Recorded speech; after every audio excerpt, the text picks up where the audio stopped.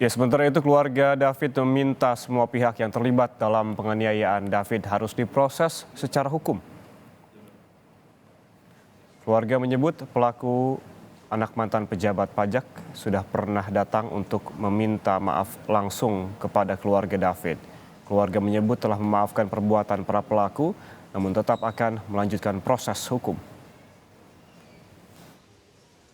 Harapannya bahwa kasus ini harus diproses seadil-adilnya aja. Jadi siapapun yang terlibat ya nanti sesuai dengan hukum kan. Jadi teman-teman LBH sebenarnya yang paling paham soal masalah siapa harus kena pasal apa gitu. Yang pasti kita berharap karena memang kita terus terang selama David dirawat ini memang kita fokus untuk kesembuhan David. Makanya kita memang keluarga lebih banyak habiskan waktu di rumah sakit bersama tim dokter.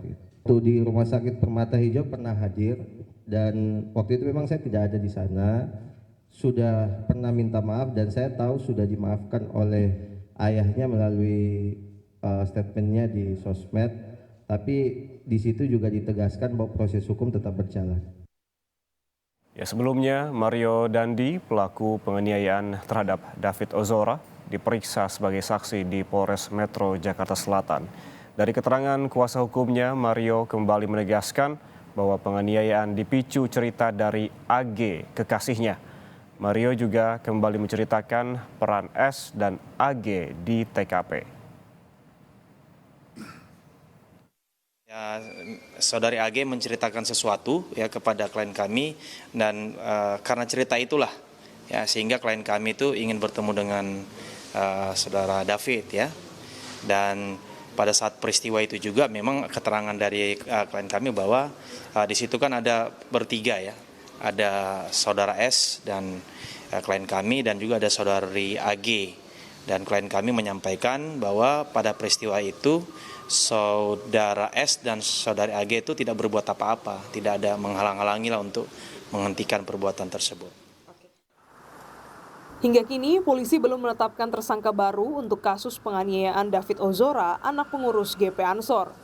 Sejauh ini, polisi baru menetapkan 2 tersangka, yakni Mario Dandi, putra mantan pejabat di Ditjen Pajak Kementerian Keuangan. Yang kedua adalah Shane Lucas, yang juga ditetapkan sebagai tersangka oleh polisi yang berperan sebagai perekam penganiayaan. Tim kuasa hukum telah menyambangi Polres Jakarta Selatan untuk mendampingi Shane. Kuasa hukum mengklaim Shane berada di bawah pengaruh dan kendali Dandi saat peristiwa penganiayaan terhadap David terjadi. Kuasa hukum menyebut Shane tidak tahu rencana Dandi untuk menganiaya David. Dia tidak tahu ada ajakan penganiayaan. Dia tidak tahu. Dia hanya diberitahukan Sen bahwa ayo kita ke suatu tempat itu yang dibilang di Lebak Bulus, tapi di dalam mobil dia bilang Sen kita waktu dia beralih ke tempat lain, si Sen nanya kita kemana nih? Udah kamu tenang aja, kamu ikut aja bahwa kita akan ke tempatnya David, bahwa kita akan ke tempatnya David.